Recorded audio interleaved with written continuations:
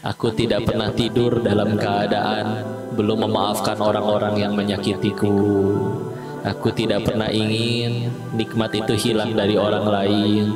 Aku tidak pernah sedih ketika orang lain berbahagia atau sebaliknya. Sedikit ibadahnya, tapi nyampe ke hati. Satu dunia lihat bulan barengan, kebagian nggak? Kebagian, muat. Jadi, seperti itulah kalau kita memperebutkan sesuatu yang luas. Ya, nggak perlu sikut-sikutan. Kalau rebutinnya sesuatu yang sempit, kudu sikut-sikutan.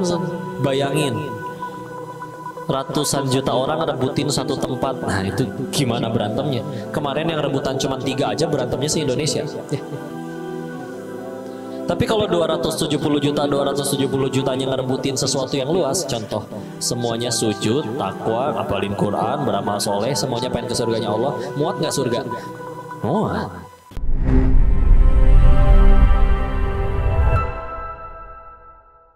Bismillahirrahmanirrahim. Assalamualaikum warahmatullahi wabarakatuh. Alhamdulillahirabbil alamin. Alhamdulillahilladzi arsala rasulahu bil huda wa dinil haqq liyuzhirahu 'alad dini kullih. Segala puji hanya kepada Allah atas nikmat dan karunia-Nya. Masih tertutup segala kesalahan, masih terbuka seluruh pintu taubat, masih terbuka pintu untuk beramal. Semoga hari-hari yang diberikan jadi kebaikan, jadi bekal terbaik untuk pulang kelak. Dan kita mudah-mudahan dikumpulkan kelak di dalam surganya. Amin ya rabbal alamin. Salawat salam semoga selalu tercurah pada junjungan kita baginda Rasulullah Muhammad sallallahu alaihi wasallam beserta para keluarga dan sahabat-sahabatnya, dan semoga Allah sanggupkan kita istiqomah meniti sunnah-sunnahnya insyaallah. Salam takzim kami kepada seluruh teman-teman yang sudah hadir, Bapak Ibu yang dirahmati Allah, merelakan waktu, ongkos, energi. Pasti Allah berikan balasan yang terbaik. Terima kasih. Dan bismillah, mudah-mudahan Allah terima amal soleh kita hari ini ya. Izin mau memulai dari 2 hadis dulu.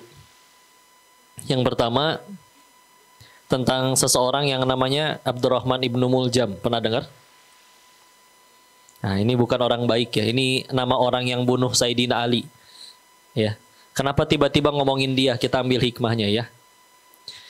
Mereka Abdurrahman ibnu Muljam dan golongannya disebut orang-orang yang disebut Khawarij ya. Khawarijnya pernah dengar ya? Khawarij ini dari zaman Nabi udah disebutin bahwa suatu saat akan datang suatu kaum yang sholat kalian gak ada apa-apanya dibanding sholat mereka. Ini merekanya bukan ke kita ya Pak. Kaliannya bukan ke kita. Kaliannya ke level para sahabat nih.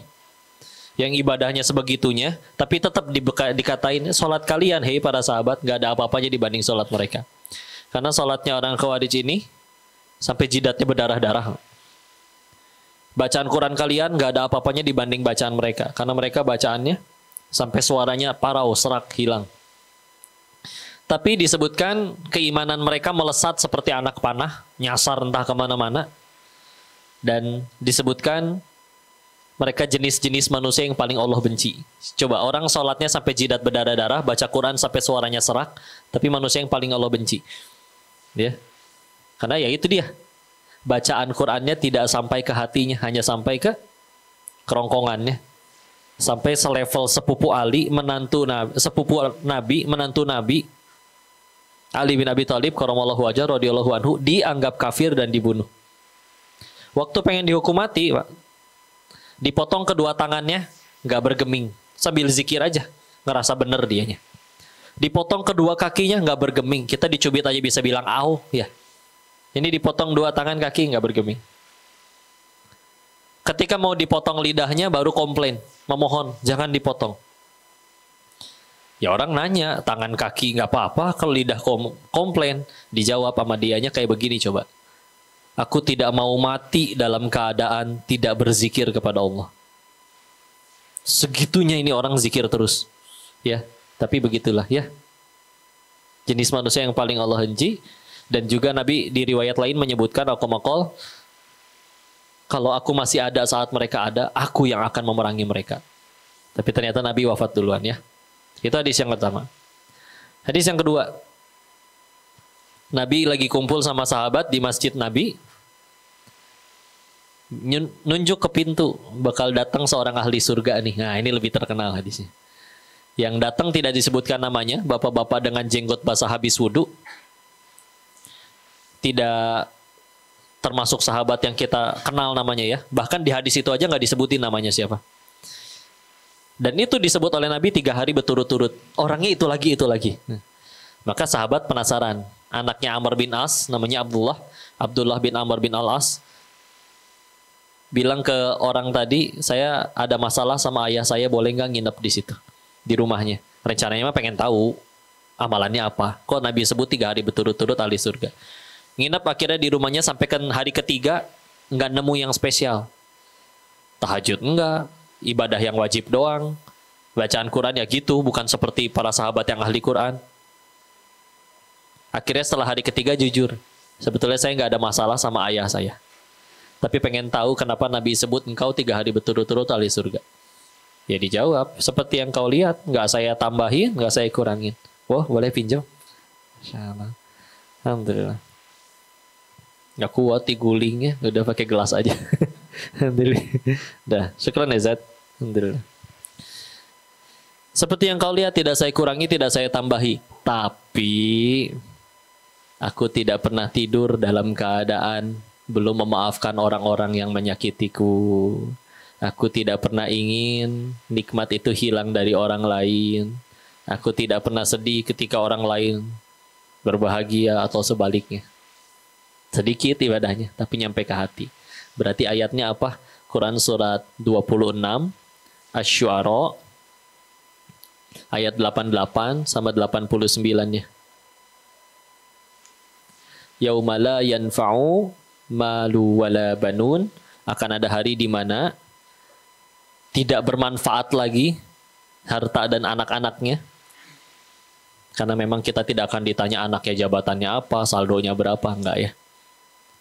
Illa man atallaha biqalbin salim, kecuali dia yang datang kepada Allah dengan qalbin salim. Secara bahasa salim itu selamat sebetulnya, hati yang selamat. Tapi diartiinnya hati yang bersih, ya. Sehingga akhirnya kenapa ini jadi mukodimah? Yuk kita tuh ngaji buat apa? Karena kalau makin sering ngaji, justru malah makin jago nyari kekurangan orang. Padahal seharusnya tujuan ngaji adalah makin tahu, makin jago nyari kekurangan diri sendiri. Na'udzubillah. Apa yang mau dibanggain? Sengaja Allah hadirkan ada orang-orang seperti orang Khawarij, supaya akhirnya kita tuh nggak bisa belagu sama amalan kita. Karena ada yang baru akhirnya mentang-mentang udah hafal juz 30, ke orang yang masih alif batasa tuh belagu jadinya. Padahal ada orang-orang yang seperti Khawarij itu. Tapi tetap disebut oleh Nabi manusia yang paling Allah benci. Ya, sehingga akhirnya ini jadi pemicu kita ya untuk adalah bersatu. Kadang kalau mau jujur malu ya sama Palestina. Coba kita kalau mau donasi ke Palestina emang mikir mereka kunut nggak ya? Celananya cingkrang nggak ya? Jarinya kalau tasyahud utek-utekan apa enggak ya? Enggak kan? Enggak. Masa iya tapi kita baru bisa bersatu tanpa mikirin itu semua setelah darah mereka tertumpah dulu. Sing akur. Ya. Kenapa orang ngasih pada berantem? Oh ini ada analogi yang bagus. Beberapa malam ini lagi bulan purnama. Lihat nggak? Tadi malam atau nanti malam insya Allah masih ada. Kalau ada umur itu juga ya. Kudu siap-siap ya. Ada nggak orang lihat bulan purnama teh dengki? Bu, nggak boleh lihat bulan itu ya. Cuman saya tahu yang boleh lihat. Ada yang kayak gitu? Nggak ada ya. Satu dunia lihat bulan barengan, kebagian nggak? Nah, kebagian, muat. Jadi, seperti itulah kalau kita memperebutkan sesuatu yang luas. Ya, nggak perlu sikut-sikutan. Kalau rebutinnya sesuatu yang sempit, kudu sikut-sikutan. Contoh dunia, udah mau ngedapetinnya harus bak-bek, udah bonyok pun belum tentu dapat. Contoh. Penduduk Indonesia 270 juta. Yang boleh jadi presiden berapa orang? 2. Tetap aja sedikit ya. Kalaupun 2 dari 270. Bayangin. Ratusan juta orang rebutin satu tempat. Nah itu gimana berantemnya? Kemarin yang rebutan cuma 3 aja berantemnya se-Indonesia. Ya. Tapi kalau 270 jutanya ngerebutin sesuatu yang luas, contoh, semuanya sujud, takwa, ngapalin Quran, beramal soleh, semuanya pengen ke surganya Allah, muat nggak surga? Muat. Nggak perlu sikut-sikutan ternyata ya. Maka kalau tadinya kita akur-akur aja, tahu-tahu berantem, sederhana. Mungkin ada dunia nyelip di antara kita. Karena kalau misalkan bukan itu yang dikejar, yuk bisnis yuk, ini kan aku yang rugi terus, kok aku yang nombokin terus. Bismillah, dari awal biar jadi amal soleh. Dalam Islam kan yang rugi bukan yang dizolimi, tapi yang menzolimi. Bisa jadi gara-gara kerugian ini, ada dosa saya yang nggak bisa kehapus, jadi kehapus gara-gara ini. Ya, udah mikirnya gitu aja. Istilah ya. Kita lanjut. Requestnya tadi, kata Kak Dini tentang keluarga ya. Ini berarti udah berkeluarga semua. Halo? Masih nyari, ada yang mau menjadi solusi. Masih ada yang jomblo ini teh. Istilah, semoga pasangannya soleh-soleha ya. Tahu rumus jodoh? Cepat atau lambat pasti ketemu. Betul. Paling cepat di dunia, paling lama di surga. Pertanyaannya satu, mati itu ke surga atau enggak? Iya dong, lebih penting itu. Karena ada yang bela-belain lepasin surganya, yang penting demi dapat jodoh di dunia. Ya udah deh, nggak apa-apa dicolek, nggak apa-apa deh pacaran, nggak apa-apa ya. Jangankan pacar naksir, satu dunia naksir yang punya surga nggak suka juga repot ya. Tenang aja. Jadi jangan sibuk mencari, sibuklah menjadi. Kadang kita tuh suka salah fokus, contoh ya. Gimana ya? Ketertarik sama orang nih, dan itu fitrah sebetulnya, nggak apa-apa. Begitu naksir, kita sibuk mikirinnya apa coba sok? Gimana ya caranya biar dia naksir? Akhirnya karena kebanyakan mikir gimana caranya, akhirnya minjem jaket temen, minjem motor temen, ya. Biasa nggak pernah mandi jadi mandi kalau mau ketemu dia, ya. Padahal hati dia tidak dibolak-balikan oleh itu, ya. Yang dikejar pemilik hatinya aja. Layakan diri kita di hadapan pencipta jodoh. Kalau sudah dianggap layak, nanti dikirimin yang terbaik. Ya. Karena dengan kita melayakkan diri, yang tidak layak juga akhirnya jadi malu kalau mau ngedeketin. Kadang punten ya. Pernah nggak misalkan, ya Allah, ada perasaan saya baru awal nih ngaji, baru awal hijrah. Ketemu sama yang mungkin menurut kalian cantik, luar biasa. Tapi ya udah syar'i, udah hafal Quran, minder duluan. Ya. Jadi akhirnya yang mau juga jadi melayakkan diri dulu. Ya. Jadi jangan tunggu kaya dulu baru sedekah. Sedekah dulu, nanti Allah jadiin kaya. Jangan tunggu ada yang soleh dulu baru jadi soleha. Jadi soleha dulu, nanti Allah kirimin yang soleh. Ya. Nah, udah bismillah, gitu aja. Sibuk melayakkan. Ya. Baik, bicara tentang keluarga. Bismillah. Kabar buruk dulu ya. Diriwayatkan dari Jabir ibn Abdullah radhiyallahu anhu mendengar dari Nabi Akamakala Rasulullah Muhammad SAW bersabda yang maknanya bahwa setan itu dari golongan bangsa jin, ya, suka ngumpul juga ternyata. Pas ngumpul saling menyebutkan prestasi masing-masing. Aku berhasil membuat manusia mencuri, belum. Ada yang lebih hebat nggak? Aku berhasil membuat manusia membunuh, belum. Mana ada yang lebih hebat? Ketika ada yang berkata setannya, aku berhasil membuat sepasang suami istri bercerai. Maka dijawab, ni'ma syaiton anta, sebaik-baiknya setan adalah kamu. Jadi gimana maksudnya kok setan aja sampai bikin satgas. Ya. Namanya jin dasim, tugasnya ganggu rumah tangga. Dan sebetulnya Allah pengen pendidikan generasi itu di mana? Apakah tinggal kita datang ke Pak Kiai, masukin ke pesantrennya, Pak tolong ya Pak Kiai lulus-lulus jadi soleh. Masa iya saya enak itu? Sedangkan satu Kiai ngurus 1000 anak. Ternyata jawabannya ayatnya apal insya Allah. Surat 25 Al-Furqan ayat 74. Rabbana hablana min azwajina wa dzurriyyatina qurrata a'yun waj'alna lil muttaqina imama. Kok itu bukannya ayat supaya rumah tangga, anak, istri jadi penyejuk mata? Betul. Itu ayat tentang keluarga. Tapi output dari keluarga yang saling jadi penyejuk mata adalah lil muttaqina imama. Jadi pemimpin, atau jadi orang bertakwa, atau bahkan pemimpin orang-orang bertakwa. Karena memang tetap lebih masuk akal sepasang suami istri mendidik. Ya terserah Allah ngasihnya berapa. Kata Allah sanggupnya 8 pasti anaknya. Kata Allah sanggupnya 2 pasti nanti anaknya.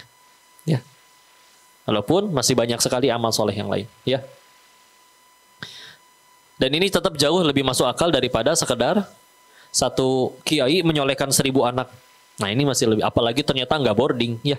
Atau nggak boarding tapi kiainya juga nggak setiap hari ada di tempat. Tetap lebih masuk akal. Ya orang tua didik anak-anaknya. Apalagi kan nggak langsung lahir di pesantren. Ada momen di mana si anak itu secara fitrahnya ketemu orang tuh nggak mau, lebih pengen nemploknya sama orang tuanya. Ya, dari usia 0 sampai usia nanti mulai tamis, mulai bisa. Nanti kita bahasnya untuk bisa dia mudah mulai tahu mana boleh mana tidak. Ya. Maka udah mah pendidikan Allah pengennya ada di rumah tangga. Udah gitu, rumah tangga adalah yang paling diganggu oleh syaitan. Terus kita yang pengen berumah tangga, nggak mau dibekalin dengan ilmu.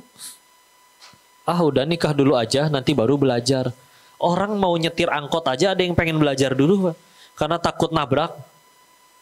Saya rasa nggak ada orang main belajar nerbangin pesawat asal-asalan sebelum dia sekolah dulu. Ibu mau bisa bahasa Rusia? Ada kuliahnya. Mau jadi arsitek? Ada kuliahnya. Tapi pengen jadi ayah yang baik, ibu yang baik, orang tua yang baik, anak yang baik, nggak ada. Bapak jurusan apa Pak? Jurusan ayah yang baik, nggak ada. Ya. Adanya di agama, tapi terus nggak mau ngaji. Tahu-tahu langsung membina rumah tangga, nggak pakai ilmunya. Oh ajib, itu luar biasa. Bumbu-bumbunya pasti nanti luar biasa. Ya. Maka yuk mulai dari situ. Maka ketika bicara pendidikan, 2 pilar utama pendidikan dalam Islam, nggak cuma di keluarga ini. Baik juga atasan ke bawahan, bos ke karyawan, guru ke murid. Pilar utamanya cuma 2. 1, doa. 2, keteladanan. Ulangi. 1, doa. 2, mulai satu-satu ya. Ngomongin doa, Koko ambil contoh Imam Syafi'i. Anak-anak dan murid-murid beliau alhamdulillah memang pada jadi orang luar biasa juga. Walaupun memang amat sangat sulit menyaingi kecerdasan Imam Syafi'i ya, rahimahullah. Tapi pada jadi luar biasa memang. Salah satunya adalah memang beliau itu kalau bangun tahajud doain mereka, nggak doain diri sendiri. Kok kenapa harus ditahajud, kan ada yang 5 waktu. Punten kalau mau jujur 5 waktu walaupun tentu berpahala besar, tapi 5 waktu mah itu paketan seorang minimal muslim ya. Karena sekarang aja yang kadang ada penurunan ya, dia meni soleh karena habis Jumatan, padahal teh emang seminggu teh sholat Jumatan doang. Nah, pokoknya begitu udah judulnya muslim kan emang pasti dia 5 waktu mah pasti kudunya mah ya. Nah bicara tentang tahajud ini dia Insya Allah ya. Kau mau tanya dulu apa bedanya Nabi sama Rasul? Nabi dapat wahyu untuk dirinya, Rasul dapat wahyu untuk disampaikan kepada umat. Waktu Iqra bismi rabbikal ladzi khalaq turun ayat 1 sampai 5 surat 96. Muhammad sallallahu alaihi wasallam waktu itu jadi nabi atau rasul? Nabi. Kenapa ayat 1 sampai 5 belum ada perintah berdakwah? Kapan ada perintah berdakwah? Gak lama setelah itu. Turun surat 74 Al-Muddatsir 1 sampai 7. Ya ayyuhal muddatsir qum fa'anzir wa rabbaka fakabbir wa thiyabaka fatahhir wa rujza fahjur wa la tamnun tastakthir wa li rabbika fasbir ya. Ayat kedua kum bangkit fa'anzir dan berikan peringatan. Oh udah disuruh tuh. Tapi ternyata sebelum turun Muddatsir turun surat 73-nya Muzammil. Muzammil gimana bunyinya? Ya ayyuhal muzammil qumil laila illa qalila nisfahu aw yanqus minhu qalila aw zid alaihi warattilil qur'ana tartila. Canggih euy aya ieu nya. Insyaallah. Lihat lagi ya. Al-Muzammil ayat kedua. Kum bangkit min laila dari sebagian malam illa qalila kecuali cuman sedikit Nah, Nabi disuruh bangun tengah malam mau ngapain coba? Tahajud.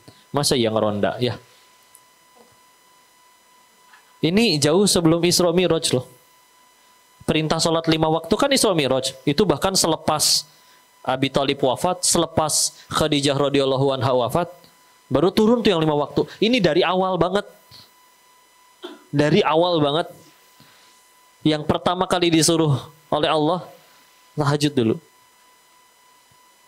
Ibarat ini Nabi baru dapat mandat di usia 40. Tugasnya ngajarin tauhid ke satu dunia. Mulainya di tempat yang paling tidak bertauhid. Sekeliling Ka'bah ada 360 patung berhala. Wanita diperbudak, dijual belikan. Kalau ada perempuan ngelahirin, disuruh depan rumah sama suaminya karena ada tanah yang sudah digali. Kalau keluarnya bayi perempuan langsung dikubur hidup-hidup. Nanti baca tafsir surat At-Takwir ya, surat 81 ayat 9, bi ayyi dzambin qutilat, atas dosa apa kami ini dibunuh. Itu pertanyaan bayi-bayi itu ke hadapan Allah. Baru ge lahir, belum ge dosa, langsung dibunuh, hidup-hidup. Ya. Di tempat seperti itu, dan pertama kali beliau nyampein dirinya Rasul yang percaya cuma 4 orang. Istrinya, sahabatnya, sama anak kecil 2 orang. Ya. Ali sama Zaid. Tapi 23 tahun kemudian, satu jazirah Arab udah muslim semua. Satu jazirah Arab tuh bukan Mekah Madinah ya, sekarang 7 negara. Arab Saudi, Arab Saudi, Yaman, Oman, Qatar, Uni Emirat Arab, Bahrain, Kuwait. 7 negara. Negeri lain jadi negeri muslim, mereka minta ahli apapun ke Madinah, Madinah punya. Jumlah sahabat ketika Nabi wafat dulu nggak ada sensus, tapi kita ambil pendapat para ulama, contoh Imam As-Suyuti atau Imam Abu Nuaim Al-Asfahani, kita garis tengahkan sekitar 120.000 sahabat. 120.000 yang punten ya, kita ngedidik satu anak aja jadi soleh, biar ngedidiknya 23 tahun. Pasti bakal soleh? Nggak tahu, segitu satu. Ini gimana caranya Nabi 23 tahun menghasilkan 120.000 orang hebat. Yang Syekh Dr. Munir Ghotban dalam bukunya menuliskan bahwa kalau satu dari sahabat ini masuk ke negeri lain, bukan dia terpengaruh negerinya, tapi satu sahabat ini bisa mempengaruhi negeri lain. Ya, setelah Nabi wafat itu sampai akhirnya 13 abad setengah ke depannya terus, akhirnya kan Islam berjaya ya, sampai terakhir Turki Utsmani ya, menguasai 2/3 dunia. Nah, mulainya tuh pakai apa tuh? Sampai akhirnya bisa jadi seperti itu. Ternyata perintah awalnya disuruh ngapain dulu? Tahajud. Ya. Tahajud di sana. Bismillah. Lakuin sholat malam. Ya, mangga, silakan. Yang Kiai Haji Arifin Ilham almarhum Azikro Sentul ya pernah bilang kayak gini. Orang dengan tahajud itu Allah akan berikan yang namanya haibah jalaliyah. Seperti rasa kecintaan yang dimunculkan di hati orang-orang dan datangnya dari keagungan Allah. Sehingga misalkan beliau kasih perumpamaan 2 orang bicara, isinya plek persis sama. Cuman yang satu nggak pernah tahajud, yang satu ahli tahajud. Itu Allah bisa jadikan, kok saya kalau dengar beliau ngomong kayak kena ya, kayak pengen berubah, kayak pengen ngamalin. Padahal saya udah pernah denger loh di radio, entah pernah baca. Tapi kok kalau dia yang ngomong, mungkin orangnya punya senjata itu. Hajib, ya. Ayo bismillah, doain. Dengan tahajud. Terserah, ini untuk semuanya kan. Guru ke murid, atasan ke bawahan, orang tua ke anak. Itu senjata luar biasa. Ya. Minimal 2 rakaat, udah bismillah. Waktunya panjang dah. Habis sholat isya, masih duduk. Masih di masjid, masih habis salam duduk, sempat ketiduran sebentar, nggak semenit misalkan, udah boleh itu sholat tahajud karena udah ketiduran. Beres sholat isya, terus udah ketiduran, udah boleh, silakan. Walaupun waktu yang paling utama ada waktu utama, waktu yang lebih utama, waktu yang paling utama, yang paling utama sepertiga malam, ya. Tapi udah bismillah, ya. Itu senjatanya. Bangun saat malam, apalagi ada yang luar biasa ada kalau dari sholat malam itu. Ini di Bukhari ada, di Muslim ada. Abu Daud juga ada, Tirmizi juga ada. Jadi kalau ada qala Rasulullah Muhammad SAW bersabda yang maknanya barang siapa terjaga di malam hari lalu dia membaca la ilaha illallah wahdahu la syarikalah lahul mulku wa lahul hamdu wa huwa ala kulli syai'in qadir. Dilanjutkan alhamdulillah wa subhanallah wa la ilaha illallah Allahu akbar wa la haula wa la quwata illa billah. Terakhir ditutup Allahu magfirli. Nanti ada yang riwayatnya nyebut ini, ada yang subhanallah dulu baru alhamdulillah, tapi kalau yang di Muslim itu alhamdulillah dulu baru subhanallah ya. Ditutup dengan Allahu magfirli. Emang kenapa kalau baca itu kata Nabi kalau dia berdoa akan dikabulkan? Kalau dia sholat Allah terima sholatnya. Ini yang lebih mahal kata saya mah. Kita mungkin udah nggak bisa, Pak udah berapa kali sholat dari lahir sampai detik ini, mungkin nggak ngitung. Tapi kalau pertanyaannya diganti, jawab Pak, sholat Bapak yang mana yang Bapak yakin diterima sama Allah. Allahu a'lam.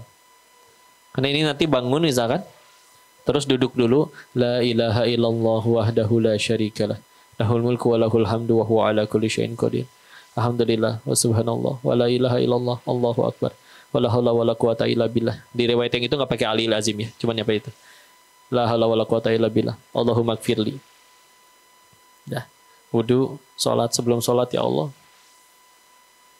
Aku tahu hamba masih ngantuk ya Allah. Tapi bismillah. Hamba beriman kepada yang disabdakan oleh Rasulmu. Terima salat hamba yang ini ya Allah. Kan kalau ke orang mah gini ya.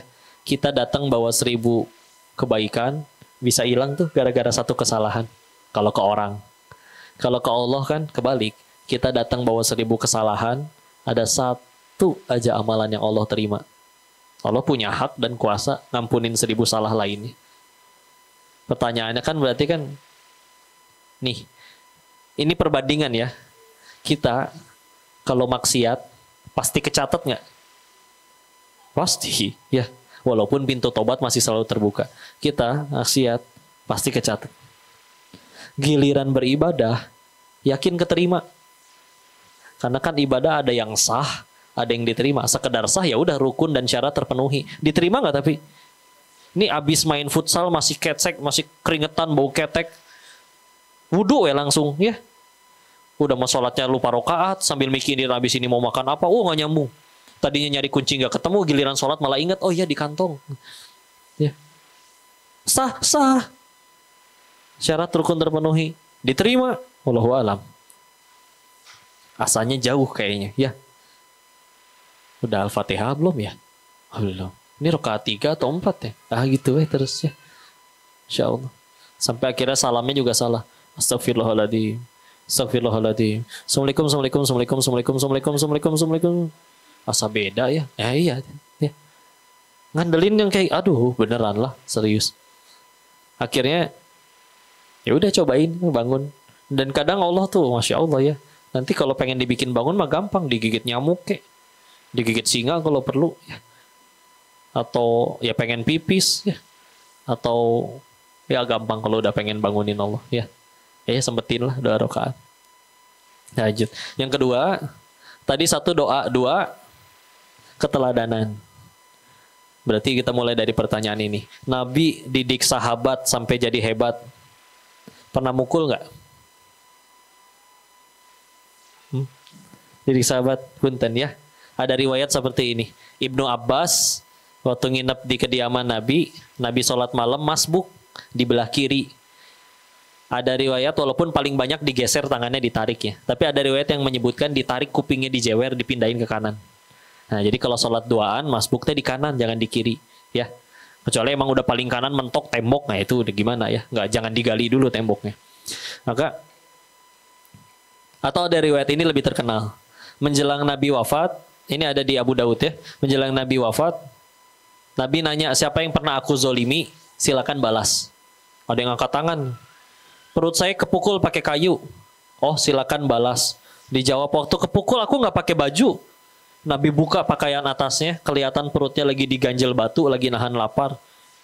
Silakan balas. Sahabat yang lain udah gerem, ini orang ngaco banget berani-beraninya. Pertanyaannya, orang itu akhirnya mukul Nabi atau meluk Nabi? Oh, tahu riwayatnya berarti. Tahu hadisnya ya. Sahabat ada yang pernah kena fisik sama Nabi, nggak ada yang dendam, benci, dengki, nggak mau ngikutin beliau lagi, nggak ada. Ya. Kenapa? Ya itu dia. Mengagumkan Nabi itu. Ya. Karena kita kalau udah dikasih tahu sama orang yang kita kagumi, oh beda. Kadang cuma satu lirikan mata, jangan, udah nurut. Ya. Tapi kalau dikasih taunya sama yang tidak kita kagumi, mau berucap seindah apapun, Allah. Dia kayak gituin kan. Karena aslinya semua orang itu ketika dinasehati, ada mekanisme yang secara otomatis tuh langsung mikir, tuh ntar dulu. Ini orang teh pantas gak saya dengar? Nah, gitu. Ya, seperti itu. Ya. Kalau ke istri dan anak-anaknya, kebalik, gak pernah mukul. Meskipun ada ayat, contoh surat 4 An-Nisa, ayat 34, Ar-rijalu qawwamuna 'alan nisa, laki-laki itu pemimpin bagi perempuan. Panjang ayatnya dan di dalamnya juga ada perintah kalau istri berperilaku nuzius, ngebantah, ada 3 stepnya. Yang pertama, nasehati. Kalau nasehat gak mempan, tinggalkan dari tempat tidurnya. Nah, pisah ranjang, pindah ke sofa. Kalau punya kamar lain, pindah kamar lain. Asal jangan pindah ke rumah janda, jangan ya. Beres, ternyata masih nggak berubah juga. Yang ketiga, boleh dipukul, betul. Ada garis bawah yang keras ya. Jadi kata si Koko boleh digup, enggak, jangan, tar dulu. Banyak aturannya, nggak boleh di muka, nggak boleh ninggalin bekas, nggak boleh mengancam jiwa. Mukul apa yang nggak ngancam jiwa ya pelan. Dan Nabi nggak pernah mukul kalau ke anak istrinya. Meskipun Nabi mengatakan sendiri, kalau putriku sendiri yang mencuri, aku sendiri yang potong tangannya. Iya. Kenapa kalau ke anak istrinya nggak pernah sampai dipukul? Ya tadi, baru nyampe step 1 aja udah mempan. Baru nyampe nasihat udah mempan. Kadang punten. Di zaman sekarang pada suka cerita. Kadang justru kenapa istri itu paling susah nurut sama suaminya. Nahnya kenceng banget. Ya. Kadang punten. Salah satu alasannya, karena istri itu tahu modalnya suami. Di luar disangkanya, wah idola, tangan dicium, dikagumi. Di rumah, Allah bangun subuh juga 9:30. Kan, ya itulah pentingnya kita ibadah ikhlas ya. Salah satu ciri ikhlas itu kan ada orang, tidak ada orang, sama aja. Ini di luar biasa, Masya Allah, amat sangat dijaga. Nyampe rumah, wah, luar biasa. Ada ibu-ibu tidak di sini? Bu. Misal, ibu manggil anak. Adek, nggak keluar. Ibu ngapain? Manggil lagi, tapi nadanya tinggi ya. Adek, nggak keluar lagi. Mau nggak mau kan? Adek, kaca pecah 3 ceritanya. Si Ade lari tunggang langgang keluar. Ada apa mah? Jujur bu. Langsung ngasih tahu alasan ibu manggil atau diomelin dulu? Tuh kan 1-0. Ya. Besoknya ganti posisi, gantian. Si mamah di kamar, si Ade di ruang tamu manggil. Mama, nggak kedengeran. Dia udah mulai deg-degan nih, tapi nggak mau ya. Mungkin dari ruang tamu sampai kamar mamanya harus naik angkot, nggak ada yang tahu ya. Mungkin keluarga Gu Junpyo dia ya. Maka teriak lagi, Mama, nggak keluar juga. Mau nggak mau ngejerit ngikutin mamanya kemarin. Mama, ibunya keluar. Apa yang terjadi? Dasar anak teh kurang ajar, masa manggil ibunya kayak begitu? 2-0 teh. Ya. Kan anak teh bukan, ih si mama manggil, sengaja pura-pura nggak denger biar dia ngambek. Enggak, nyali mereka nggak segede itu. Ya. Baru kedengeran, makanya baru keluar tunggang langgang. Diomel, giliran si mamah yang nggak denger, tetep kita yang diomel. Itulah ya. Tahu-tahu ibunya cerita, kok kenapa ya? Kok anak saya minderan ya anaknya? Ya punten atuh budak, anak fitrahnya tuh berpikir satu-satunya tempat dan orang yang paling aman bagi dirinya Ya rumah dan mamah. Kalau ternyata rumah dan mamah adalah tempat dia selalu diomeli, tempat selalu dia, ya mamah justru adalah orang yang selalu paling nyiwit marahin. Sedangkan lagi ngomelin anak tetangga datang, iya anak teh meni ganteng, kasep, ya Allah, ke anak tetangga segitu lembutnya, ke anak sendiri teh meni galak. Kan sakit hati itu teh anak teh. Nancep. Sekarang dia harus ketemu sekian banyak orang dengan karakter yang berbeda-beda. Ya minder. Orang yang di otaknya dia orang yang seharusnya paling sayang sama dia aja malah paling sering ngomelin. Seolah kita selalu salah di hadapannya. Oh berat. Ya. Tahu-tahu bilang, kenapa anak saya? Oh, nggak bisa semuanya langsung kudu ke anak. Kayak punten contoh ya. Kok anak saya kecanduan gadget, main game terus, usia misalkan punten masih TK, TKB. Pertanyaan ketika dibalik, emang siapa bu yang ngasih? Hehe, ya saya sih. Ya. Biar apa? Tapi kan biar supaya nggak main-main keluar. Biar dia akhirnya bisa terjaga, udah situ. Jujur, benar untuk komunikasi. Karena kalau sekedar untuk komunikasi, beliin aja HP Nokia zaman dulu 200 ribuan. Yang penting bisa nelpon. Kenapa harus yang smartphone? Biar bisa main Mobile Legend. Jadi ibu nonton drakornya nggak keganggu. Jujur aja, ya. Nih, ada aturan dalam ngasih harta di dalam Islam loh. Di An-Nisa juga. Bahwa ketika akhirnya, misalkan ya ada anak yatim, orang tuanya meninggal, walinya itu, kalau ternyata si anak itu punya warisan berapa miliar, itu si wali nggak boleh langsung ngasih ke anaknya kalau anaknya masih kecil. Mesti tunggu.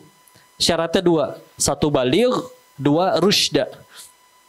Balik tuh usianya udah nyampe, rusyda tuh kecerdasannya udah nyampe. Udah ngerti ini duit kudu diapain. Nah, gadget tuh harta kan? Mahal loh itu. Terus akhirnya dikasih ke anak yang belum ngerti ini teh harta kudu diapain. Terus akhirnya gara-gara dia memang belum ngerti, belum waktunya untuk megang. Udah dikasih demi tujuan supaya bilangnya mah komunikasi. Padahal mah biar nggak riweuh anaknya. Males beberes terus tiap hari. Terus akhirnya anaknya jadi kecanduan. Nyalahin anaknya terus yang diomel. Udahlah, nggak fair kalau kayak begitu. Kudu mulai dari kitanya dulu juga. Ya. Maka yuk istilah. Jadi orang tua yang mengagumkan. Ya. Ini ada survei ya. Karena kalau ada yang bilang, oh kok nggak ada waktu nih kok untuk jadi yang hebat seperti yang dimaksud orang tua, kayak gimana maksudnya?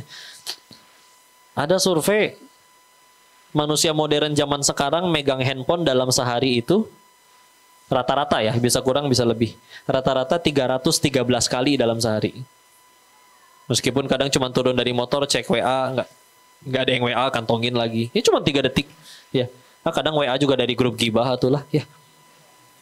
Kadang ada orang, dia sekantor 10 orang, Pak. Dia bisa bikin grup lagi yang isinya 9 orang, cuman minus kepala cabangnya. Kira-kira apa fungsi grup tersebut? Ya. Siapa yang orang tua murid di sini? Ya. Ada grup yang sama gurunya, ada grup yang tidak ada gurunya di situ ya. Oh biar bisa ngasih surprise kok. Oke lah, selalu ada alasan ibu mah ya. Ya bismillah ya. Dan dalam sehari namanya rata-rata ya. Kalau dilihat dari durasi, orang megang handphone itu sehari rata-rata 5 jam dalam sehari. Jujur 5 jam memang jadi manfaat semua. Kebanyakan. Kadang-kadang ada yang cuma scroll. Haha lucu, tap layar, ganti lagi. Haha lucu. Tahu-tahu zuhur 2:30, asar 5:30, subuh 5:30. Ya. Sekalian duha jadinya. Jadi, yuk istilah. Sukanya apa? Masak-masak we atau sok belajar. Menu apa juga ada sekarang mah di YouTube. Ya. Ulama kumpul semua di handphone kita. Mau nyari ceramahnya Buya Hamka, masih ada tuh di YouTube. Beliau sudah wafat dari tahun 82 seingat saya. Sayanya belum lahir. Tapi masih bisa dicari itu ceramahnya. Masya Allah. Kumpul semua, tinggal kita mau pakai atau enggak. Ya. Karena ayo bismillah. Jadi orang tua nggak bukan. Sampai ada, ini ucapannya Jack Ma ya, pendiri Alibaba. Tapi kita ambil hikmahnya aja. Orang bilang kayak gini. Kalau kita udah sukses, kentut juga dianggap kata mutiara sama orang. Gitu cenah. Tapi kalau kita belum jadi apa-apa, mau ngucap seindah apapun dianggap kentut sama orang. Alhamdulillah kalau di Islam kita tambahin, alhamdulillah surga kita nggak di mulut orang, Tapi motivasinya apa? Yuk jadi orang yang mengagumkan untuk memudahkan dakwah aja. Ya. Nanti boleh usur ke sekolah ke guru sekolahnya. Atau kalau di sini ada yang terlibat dunia pendidikan, nanti ke depan anak-anak dikasih kertas masing-masing selembar. Kasih waktu 5 menit. Nah, tolong di kertas tersebut tuliskan keutamaan orang tua kalian ya. Kelebihannya, kebaikannya. Jangan kaget Pak sama hasilnya Pak, saya bocorin duluan. Jangankan 5 menit, kebanyakan itu nyampe setengah jam juga kertasnya masih kosong. Apa bagus ya bapak gua. Kirim, benerin. Dia sambil mikir, nunduk, ngeliat tangan, ini masih biru diciwit, baru tadi malam, fresh from the oven loh ini, hangat. Kaki masih ada bekas kemoceng. Terus dia mikir apa lebihnya bagusnya. Sulit. Walaupun ada sedikit pernah ditemukan, ada anak yang sampai minta kertas lagi karena belum selesai menyebutkan semua kelebihan kebaikan orang tuanya. Ya, uniknya anak ini ketika dilihat belajarnya lebih rajin, lebih beradab, orang tuanya juga di masyarakat jadi tokoh, jadi manfaat, banyak yang mendapat manfaat dari dirinya. Dan uniknya si anak ini ketika ditanya siapa idolamu selain Rasulullah, jawabannya papa dan mama. Ajib itu, Masya Allah. Makanya ketika akhirnya bapaknya ngomong, nah jangan. Ya, yang ngomong yang dikagumi soalnya. Ya kalau misalnya kayak tadi, ya Allah, anak teh mandang orang tuanya sebagai tuh si mama teh mak lampir yang pelit, yang kerjaannya cuma marahin saya doang. Mau berucap seindah apapun itu si mama, Masya Allah. Minimal kita nyuruh apa kita juga lakuin, udah minimal gitu aja. Nah, sholat, Allah mama juga masih nonton, nanggung tahu deh 2 episode lagi, tuh kan. Giliran si anak disuruh buru-buru, si mama 2 episode lagi. Bapaknya juga, nak, ingat ya, kamu tuh nggak boleh ngerokok. Kan kumaha tuh lah. Ya, jadi ya istilah doa, keteladanan, sisanya teknis. Anak umur berapa bicaranya gimana, anak umur berapa yang dilakuin gimana. Karena mau pakai cara pendidikan ala Finlandia, kayak Montessori, kayak apapun istilah. Doain gak pernah, teladan gak jadi. Nah, repot kagok. Ya. Beneran. Kok berarti boleh ngehukum di rumah teh? Boleh, jangan salah. Ada yang nyebut ini dari Umar, ada yang nyebut ini nyampe ke Nabi sanatnya ya. Tapi ada hadis akamakola Rasulullah SAW bersabda yang maknanya, gantungkan cambuk di rumah agar anak mengerti adab. Zaman dulu teh boleh nyambukin anak. Ntar dulu. Hukuman dalam Islam itu seperti obat. Kalau dosisnya tepat, sembuh. Dosisnya kebanyakan, overdosis, tambah sakit. Dosisnya kurang, nggak mempan, keulang lagi. Yang tahu dosisnya siapa? Ya orang tuanya lebih kenal. Ya ada hukum apa? Boleh ada ikop, boleh ada hukuman. Ya. Tapi pilar utamanya udah bismillah, doa sama keteladanan. Sisanya nanti kok zaman mengikuti berkembang dan kadang suka ada yang komplain kayak gini. Kalau mau jujur Indonesia udah berapa tahun merdeka? Bapak orang Indonesia berapa kemarin? 79 tahun ya. 79 tahun udah berapa kali ganti kurikulum? Sering ya. Alhamdulillah Islam 14 abad nggak pernah ganti kurikulum. Ya, sampai pernah ada yang nanya gini ya, kok nggak bisa dong semua hal kita balikin lagi ke Quran dan hadis? Itu kan sudah basi 14 abad yang lalu. Dan salah satu yang perlu kita imani adalah kalau memang Al-Fatihah sampai Anas itu nggak cukup untuk kita jadiin pegangan sampai hari kiamat, mudah bagi Allah bikin ada surat lagi setelah Anas. Surat ke-115 di Al-Quran jilid 2. Ada nggak? Nggak ada. Karena Al-Fatihah sampai Anas pasti cukup. Dan kalau apa yang diajarkan, dicontohkan oleh Nabi tidak cukup untuk kita jadiin pegangan sampai nanti hari kiamat, maka mudah bagi Allah membuat Rasulullah masih hidup atau dibuat ada Nabi yang baru. Udah. Kenapa Nabinya sudah wafat? Karena cukup. Tinggal kita mau ikutin apa enggak. Beneran istilah. Kok masalah zaman sekarang beda? Bawakan masalah paling sulit zaman sekarang kami bisa bawakan masalah yang lebih sulit di zaman dulu dan udah selesai dengan Quran dan Sunnah. Tapi udah kita mah kadang ada orang baru mau minum sambil duduk teh setelah dengar ada penelitian di Jepang. Padahal Nabi udah 14 abad yang lalu. Dan ini teh bukan fanatik dah, beneran. Ibarat kalau bapak punya anak pengen jadi pemain bola, belajarnya ke siapa? Ke Cristiano Ronaldo atau ke Chef Juna? Ronaldo. Dan dia pernah juara, kejuaraan yang pengen kita ikutin. Dia pernah latihan yang pernah pengen kita tempuh juga. Sederhana itu. Nah, masa kita pikirnya jadi saya mati bakal, sukses pengen, mulia juga pengen. Bahagia pengen dunia akhirat. Nah, ada manusia yang paling sukses, paling mulia, paling bahagiain banyak orang. Contoh Rasul dan para pengikutnya. Terus kita selama ini bahagianya nggak mau ngikutin cara mereka, atau selama ini ngikutin cara siapa? Ngarang. Pantesan stres melulu. Trial dan error hidup teh. Kayulah. Harus berapa kali patah hati lagi baru kita sadar bahwa petunjuknya udah ada, tinggal mau ikutin atau enggak. Kita makan, oh babi nggak boleh makan nih, ini ada tahu di Al-Baqarah ini nggak boleh nih kata Quran. Tapi kalau misalkan aku nggak nyicil motor, mobil, kapan aku punya ya? Lupa aja deh sama Al-Baqarah 275-nya. Tentang riwayatnya. Kenapa pilih-pilih? Sok atau sing bulat, bismillah. Ya, sing yakin. Dan lengkap sempurna. Oh, cara bisnis biar kaya, yuk bisa dibikin, banyak yang udah bikin. Cara bisnis cara kaya ala Abdurrahman bin Auf. Ayo bismillah. Berapa episode jadi. Tapi kadang perbedaannya tuh amat sangat mendasar. Beliau jadi kaya efek samping. Kita jadi kaya tujuan utama. Nah ini ada repot. Sampai kadang punten ada ya tuh yang duha untuk biar supaya. Kenapa kamu rajin duha? Biar dagangan teh laris.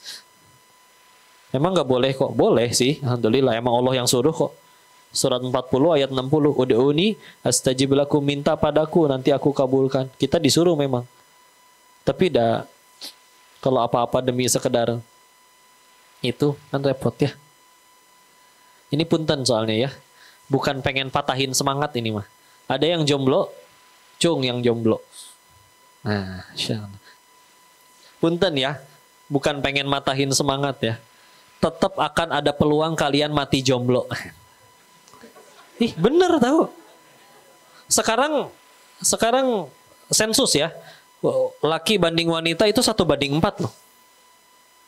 Dan di hadis sahih kata Nabi nanti akan ada harinya di mana 50 kelahiran perempuan semua, laki-lakinya 1 tuh. 1:50. Udah mah lelakinya 1, nggak suka cewek lagi. Wah. Atau pengen jadi cewek, lebih ngaco lagi. Ya. Tapi punten. Ya itu dia tadi. Bisa nggak orang ke surga tanpa menikah? Masih bisa. Imam Nawawi nggak nikah loh. Masih bisa insya Allah ya. Dan ya itu dia. Kadang kok saya mah ada jodohnya. Besok akad nikah datang ya. Kata Allah nggak ada jodohnya, gampang mati duluan. Sebelum ijab kabul. Ketimpa lampu misalkan gede. Ya. Final destination ya. Mudah bagi Allah.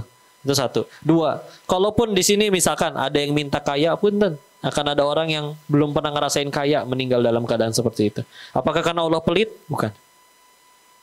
Kadang kan Allah tahu soalnya. Ini hamba nih, ini kaya ngaco nih dia nih. Mendingan gak usah kasih duit. Ya. Ada orang bisa gak jadi maksiat loh gara-gara gak punya duit. Berarti kan gak punya duitnya dia pertolongan kalau mau jujur. Cuman masalahnya bahagianya di duit. Jadi hilang duitnya ngambek. Iya kan? Ketinggalan sholat gak pernah nangis kok. Giliran hilang duit baru nangis. Ya udah bahagianya di duit udah. Ketinggalan sholat, dia sholat sih kok KTP-nya ke Islam, tapi ketinggalan sholat gak pernah nangis. Tapi waktu gagal nyalek kok gila ya. Ya udah berarti di hati ya jabatan. Ya. Atau juga ada orang minta sembuh, ada yang tetap sakit sampai meninggalnya. Apakah Allah nggak sanggup ngabulin? Enggak. Tapi demi Allah akan ada harinya yang sakit ini dia berkata nanti di hadapan Allah, alhamdulillah saya yang kanker ya Allah. Boro-boro maksiat, tiap hari cuma terkapar sambil zikir, maka pasti dia lebih terjamin surganya daripada yang sehat tapi maksiat. Di dunia ngambek sebentar. Ya, bismillah. Minta jodoh belum tentu dikabul, minta kaya belum tentu dikabul, minta jabatan belum tentu dikabul, minta sehat belum tentu dikabul. Maha baiknya Allah tapi ya. ada satu doa yang kalau ini yang kita minta, pasti Allah kabul. Minta naon sok? Minta hidayah. Isilah. Bangun malam, sempetin sholat. Ngaku aja di hadapan Allah. Nggak ada siapa-siapa kok, nggak ada yang lihat ya Allah. Ini hamba pulang ya Allah. Ngaku, bawa dosa doang. Amalan segini-gininya. Tapi kalau di malam ini hamba boleh meminta ya Allah. Kasih hati hamba hidayah ya Allah. Saya tunjuk. Karena kalau udah sampai ini yang Allah kasih, mau hidupnya kayak gimana juga kalian selalu nemu cara buat bahagia. Bismillah. Bismillah. Di Thailand pernah lihat ada istri minta cerai dari suaminya karena tidak dibelikan mobil yang kelima. Ada. Mungkin mobil ke-1 sampai ke-4-nya mobil Hot Wheels ya. Jadi dia agak kesel ya. Ada tapi. Di Indonesia saya saksikan berkali-kali ada istri yang bahagia suaminya pulang cuman bawa seblak padahal goceng ya teh. Udah mah goceng habis dimakan mencret. Tapi tetap sayang sama saya. Coba ya Allah. Sedangkan di luar sana ada yang sebegitu nggak bersyukurnya. Tapi udah ada hidayah di hati mah. Bismillah. Ataupun dibalik kan. Karena kalau misalkan nggak ada Allah, nggak ada hidayah di hati, mau hidup udah punya apa-apa kayak ngambek, kue kerjaannya. Ada orang misalkan ya, koruptor nyuri. Kira-kira para koruptor itu sebelum korupsi mereka udah kaya belum sih? Ya udah ya, kenapa nyolong melulu? Ya udah nggak ada hidayah. Atau bahkan punten ya, berapa kali kejadian perselingkuhan, ternyata istrinya lebih cantik daripada pelakornya, betul? Kan menjiwai bilang betulnya gitu. Sampai orang bilang ternyata jadi pelakor itu nggak perlu cantik kok, hanya perlu apa? Gato gitu katanya. Makanya ibu kemana-mana tuh bawa Herosin atau salisil, tergantung gatalnya sih. Kalau gatalnya panu ya kalpanak atau fungidem, ya. Jadi kalau ada yang ganggu teh udah taburin. Maaf ya bercanda. Tapi dah atulah nggak ada hidayah mah atulah. Yuk wisilah. Karena Allah tahu betul ya Allah. Ini hamba dikasih kaya agen, ntar dia bakal ketemu yang lebih kaya, dia stres lagi. Mau sampai kapan? Makanya satu-satunya doa yang justru pasti Allah kabul justru kalau minta hidayah. Bukan segala macam-macam itu dia. Ya. Baiklah kita bicara tentang keluarga. Ada 17 percakapan antara orang tua dengan anak di dalam Quran. Berapa? 17. Yang satu adalah percakapan ayah, ibu dengan anaknya. Jadi 3 kubu nih. Anaknya ada, ibunya ada, ayahnya ada. Ya. Yang dua adalah percakapan ibunya dengan anaknya.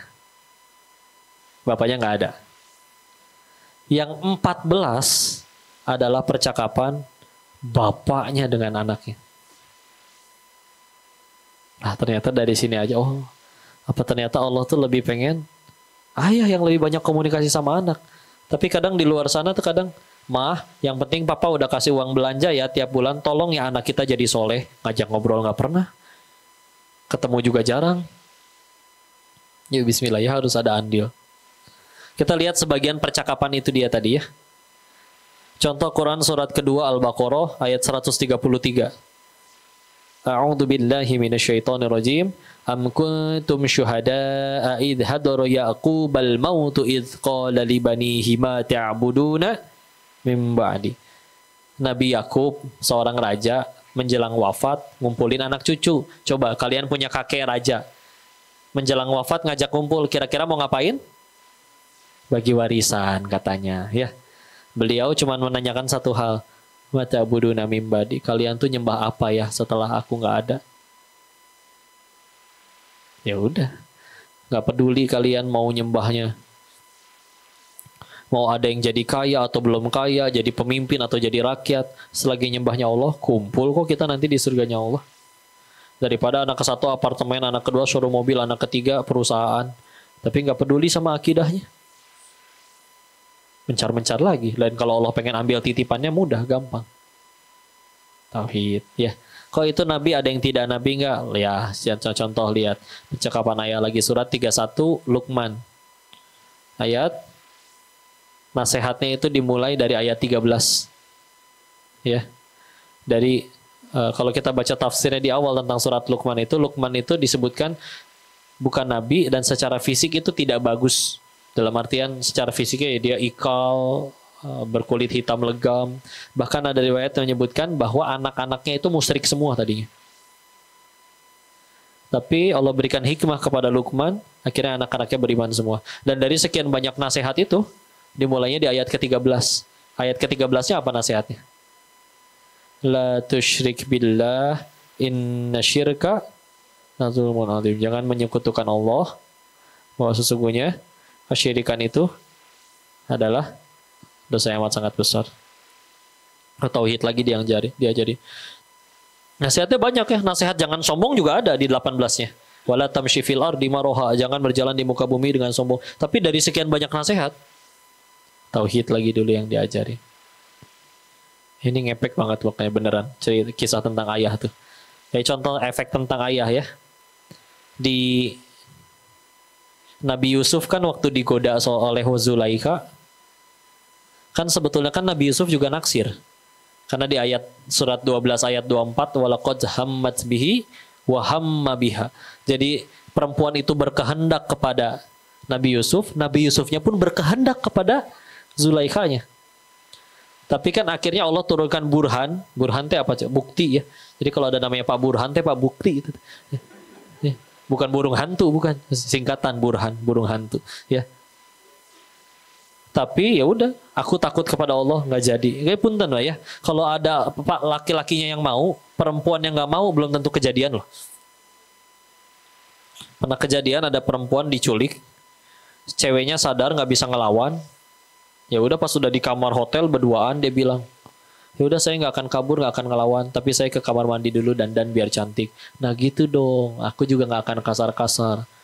Ternyata di kamar mandi ini kejadian nyata. Si perempuannya buang air, kotorannya dibalurin ke sekujur tubuhnya. Mohon maaf ya. Begitu keluar kata laki-lakinya, gila kamu perempuan, pergi kamu sana, selamat dari pemerkosaan. Laki-lakinya mau, perempuan yang nggak mau belum tentu kejadian.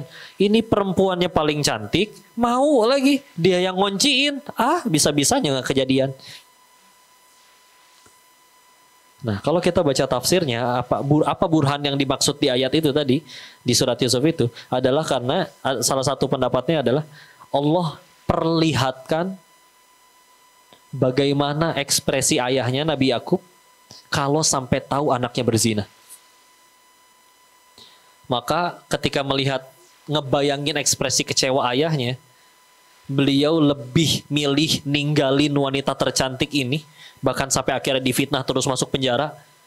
Yang penting satu, nggak pengen sampai orang tuanya tahu atau kecewa. Kok kan bapaknya nggak ada di situ? Kan nanti ada pengadilan Allah.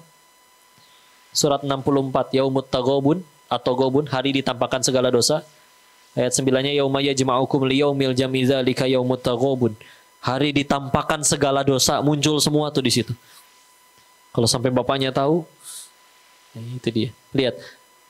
Begitu nancepnya pendidikan seorang ayah sampai bikin si anak ini gak berani maksiat cuman karena takut ayahnya kecewa. Karena 14 percakapan itu ayah sama anak istilah. Sehingga akhirnya kadang punten ya, bahkan ada pernah punya kawan ya yang justru dia kalau lagi di sendiri baik-baik aja, tapi kalau pas lagi bapaknya lewat sengaja dia bikin ulah. Yang penting bapaknya kesel. Karena memang dendam aja sama bapaknya. Pernah disakiti atau pernah ada masa lalu seperti apa. Ini lihat seorang ayah, Masya Allah. Seorang Nabi Yusuf yang juga tertarik kepada wanitanya juga tertarik, tapi kalau ini bisa membuat ayah saya kecewa, mendingan gak usah jadi, mau secantik apapun juga. Segitu nancapnya itu pendidikan bapak. Atau surat yang kita baca setiap malam Jumat, surat Al-Kahfi ya. Di ayat 60-82 kan Nabi Musa bertemu dengan gurunya ya, Nabi Khidir. Ada 3 perbuatan yang diprotes, perahu yang dilubangi, anak kecil yang terbunuh, sama ngebangun 2 rumah anak yatim. Fokus ke yang ketiga. Nabi Musa sama Nabi Khidir nyampe di satu kota, terus minta dijamu. Nggak ada yang mau jamu. Ya udah pengen ninggalin kotanya, nemu rumah dua anak yatim mau roboh, akhirnya dibangun ulang, istilahnya direnov lah. Nabi Musa kan komplain nanya, seharusnya perbuatan kamu ini layak nih untuk kita dijamu. Tetangganya aja nggak pada peduli, ini malah kita yang ngebangun. Harusnya layak kita dijamu. Sudah dibilang jangan tanya ya, kata Nabi Khidir kan. Baru di ayat 82-nya dikasih tahu. Alasannya adalah ini perintah Tuhanmu dan karena wa kana abuhuma solihah. Karena ayahnya soleh. Ya banyak guru-guru yang mengkiaskan, ya karena orang tuanya soleh. Ayat 82-nya ya. Tapi kalau misalkan kan nanti kalian coba buka baca tafsirnya, di situ yang disebut soleh itu ternyata bukan ayah kandungnya. Tapi ayahnya punya ayah, punya ayah, punya ayah, punya ayah, 7 turunan. Jadi kalau ada orang suka bercanda, kayak 7 turunan, bisa jadi dari tafsir ayat ini nih. Ya.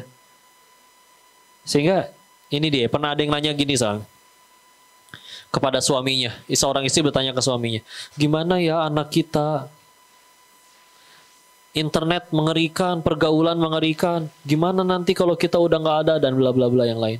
Suaminya waktu itu jawab, apa sih andil kita buat anak kita? Kita gitu yang bikin tangan atau kakinya, atau bahkan sekedar bikin alisnya. Kita mah jangankan bikin orang, gambar orang aja jelek, petot-petot. Ya.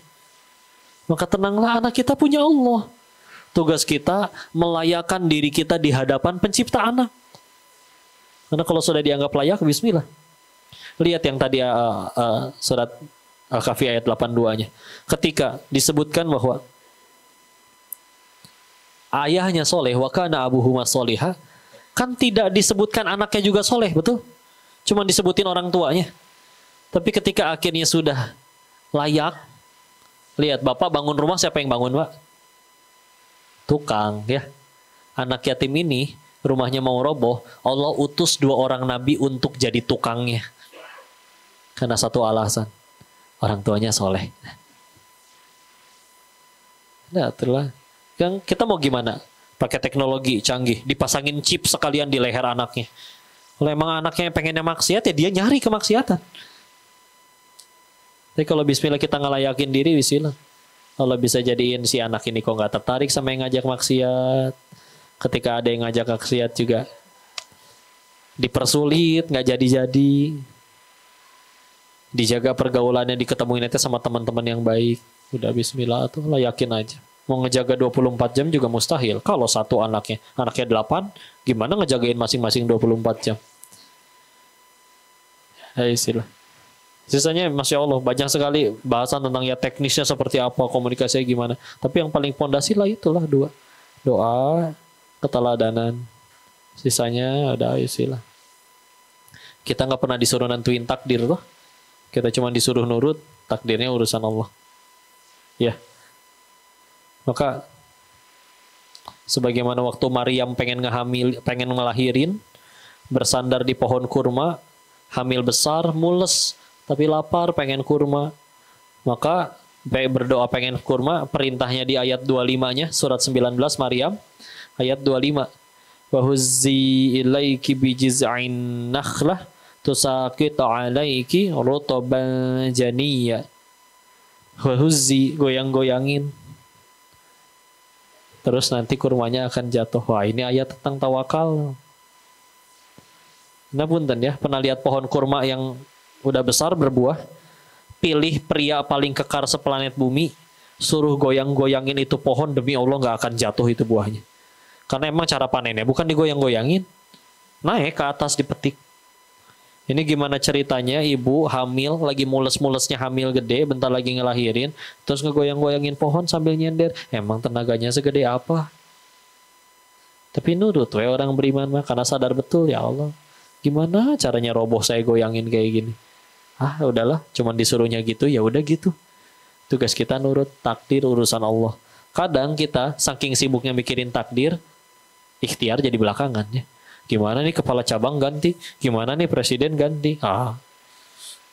Sampai akhirnya sibuk memikirkan yang tidak seharusnya kita pikirkan. Ya, kalau udah ditutup tawakal, istilah. Terakhirnya penutupnya, kalau semuanya Allah yang nentuin, atau buat apa kita capek-capek ikhtiar? Ada yang dagang di sini? Ngapain nawarin dagangan dengan bahasa yang lembut? Kan yang nentuin orang itu pengen beli atau enggak Allah. Ada yang dokter, dokternya diledek. Ngapain dokter ke UGD? Kan yang nyembuhin Allah. Dokter nggak datang, kata Allah saya sembuh juga saya pasti sembuh. Ngapain dokter buang-buang waktu? Ih bodoh. Diledek sama pasien. Ya. Buat apa kita capek-capek ikhtiar? Agar jadi amal soleh. Udah weh, kita mengumpulin itu weh selama hidup. Karena kalau disuruh pilih ada orang yang seumur hidup lebih sering gak dikabul atau selalu dikabul doanya, tapi gak ada satupun perbuatannya yang jadi amal soleh, jadi pahala. Berarti meninggal bawa apa? Pegel gitu-gitu doang, dapat duitnya mah, dapat jabatannya mah, tapi kan gak laku gituan mah di sana. Atau bisa jadi ada orang yang lebih sering gak dikabul doanya, tapi setiap kali berucap, bertindak, berbuat, semuanya jadi pahala, jadi amal soleh yang Allah terima. Meninggal, bisa jadi dia tuh yang paling banyak bekalnya. Ya, ngumpulin amal aja. Hasilnya gimana Allah? Hasilnya nggak rugi, ya. Alhamdulillah. Anak ini nanti jadi baik, nggak jadi baik, rumah tangga yang dinasehati, baik istri, baik nasihatin murid, baik nasihatin anak, baik nasihatin teman. Kita nggak pernah disuruh ngubah orang lah. Kalau manusia diberi kemampuan oleh Allah ngubah manusia lainnya, satu dunia harusnya udah soleh berkat dakwahnya Nabi. Tapi enggak. Ali, ayahnya Abu Thalib, pamannya Nabi, meninggal nggak syahadat. Didakwahinnya berapa? 23 tahun masa kenabian itu. Nabi Nuh punya anak Kan'an, 950 tahun didakwahin, malah kena air bah, nggak mau nurut. Nabi Ibrahim alaihissalam, bapaknya malah bikin patung berhala. Kita nggak pernah minta hidayah. Tahu-tahu gini weh, datang ngaji tanpa dipaksa. Oh mahal itu asli. Tapi kita yang udah dapat hidayah kadang bisa sedih gara-gara yang lebih receh. Dia kok lebih kaya, aku mah nggak jadi bahagia. Aku nanti bahagianya ntar aja kalau udah sekaya dia, kalau udah seviral dia. Bukan nggak boleh sih, tapi ya kita yang kaya mah nggak, silakan sekaya-kayanya. Tapi yang ditanyakan bukan saldonya berapa, tapi ditanyanya dapatnya dari mana, dipakainya buat apa. Saldo saya 18 triliun kok, ya selagi dapatnya halal dipakainya kebaikan, aman. Daripada duit sejuta-sejutanya, dapatnya dari pinjol, dipakainya buat judol. Nah ini repot, ya. Udah mah sedikit, dosa lagi kiri kanan, ya. Selagi 2 pertanyaan tadi lolos, aman. Ya. Oh viral, boleh nggak kok? Boleh. Tapi kita meninggal nggak ditanya followersnya berapa. Ditanyanya, followers kamu ajarin apa? Kontennya tentang apa nih? Ya. Karena memang pintu surga ada 8. Tapi belum ada, seingat saya pintu surga bagi yang centang biru itu belum ada. Ya.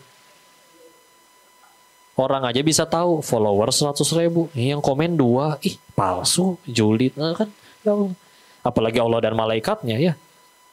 Nggak bisa nepotisme di sana ya. Punya jabatan kuasa mangga, tapi nggak ditanya jabatannya apa, ditanyanya kekuasaannya dipakai untuk apa. Jadi udah bismillah ya. Jadi amal soleh, orang mau gimana mangga. Penting pilarnya 2, doa dan keteladanan.